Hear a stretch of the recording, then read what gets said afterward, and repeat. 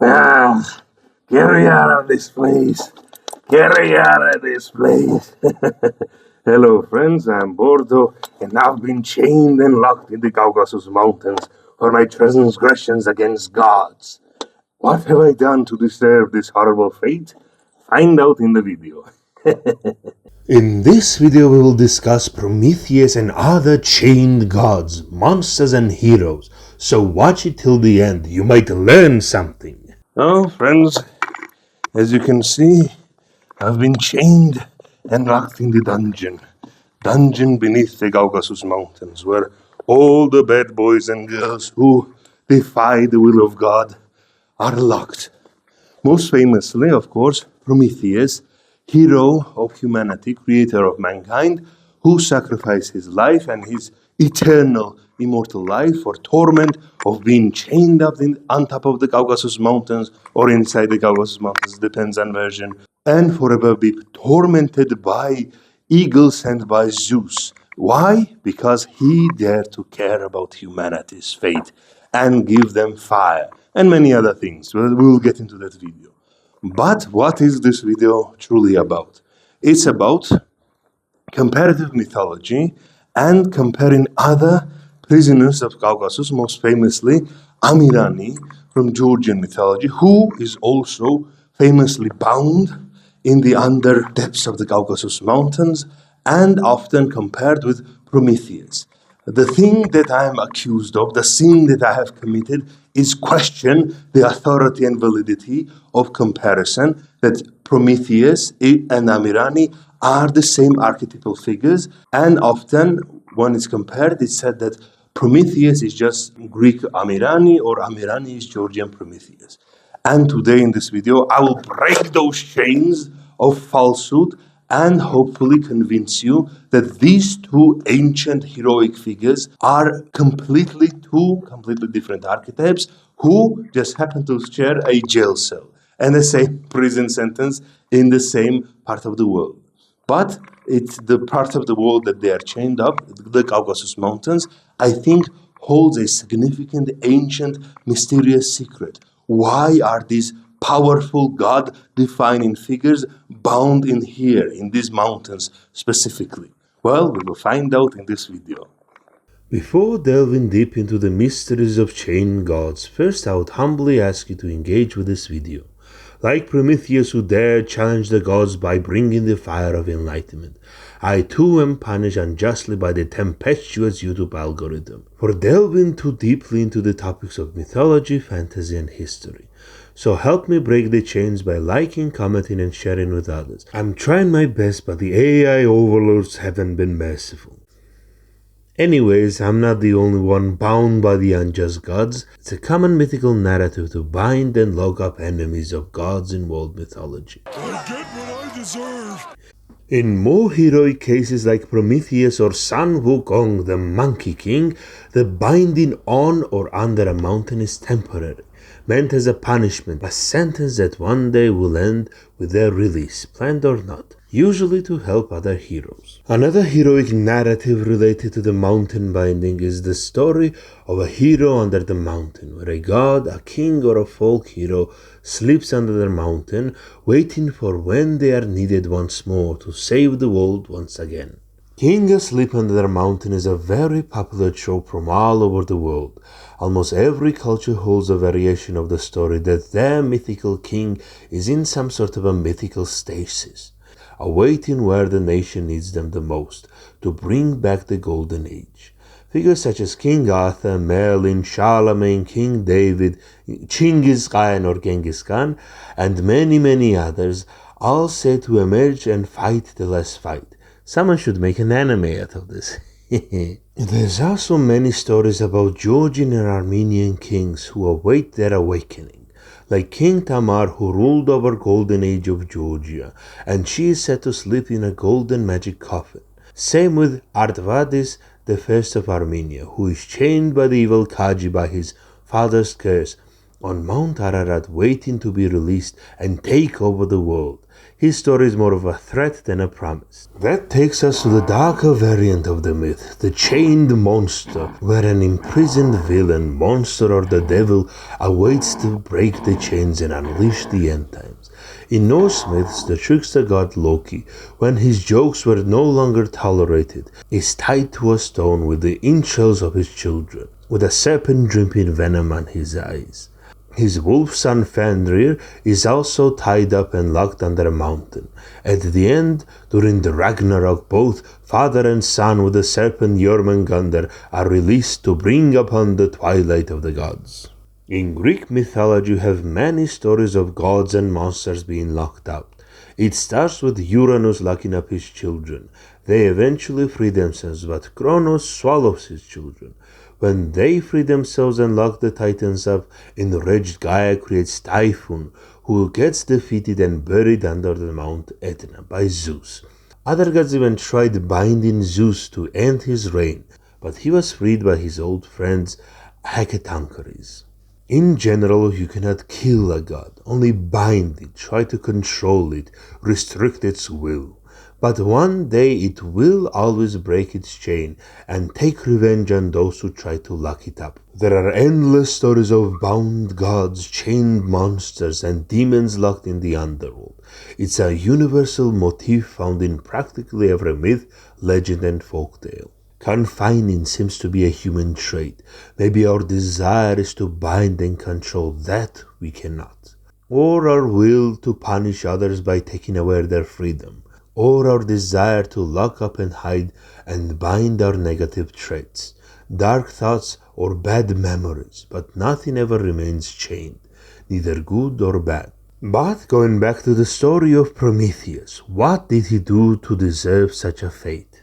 To find out the mystery of the sentence why Prometheus was jailed and chained up in the Caucasus Mountains, first let's go over his mythical origins in Greek mythology.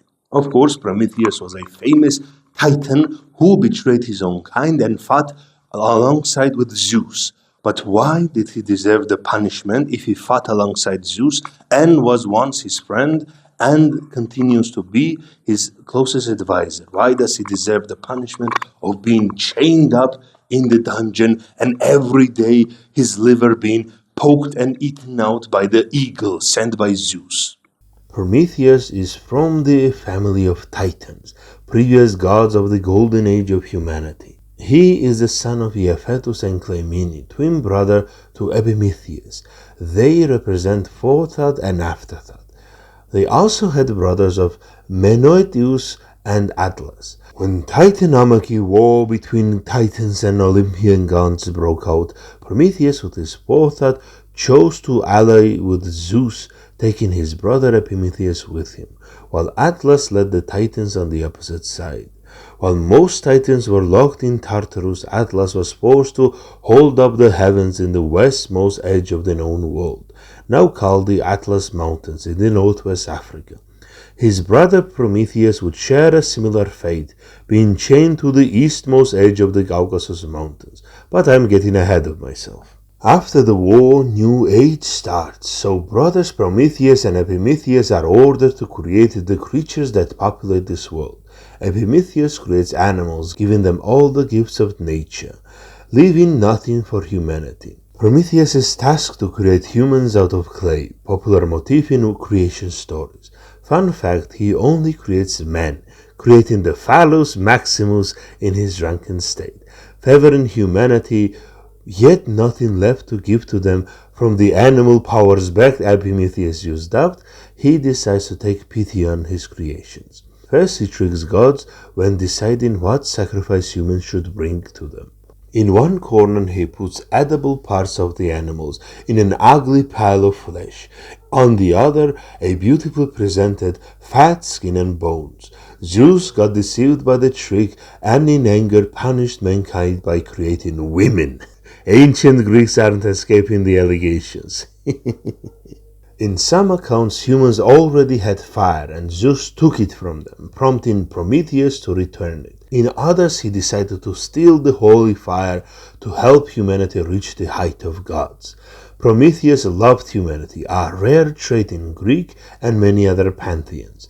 To gods, mankind is only good for worshipping, sacrificing, and building temples to them, so that gods may grow in power, often fearing the potential that humans held to challenge their authority.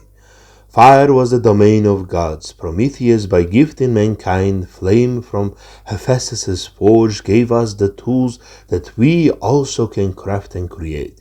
For the threat that humanity posed, Zeus created the world deluge, a massive flood to wipe away mankind.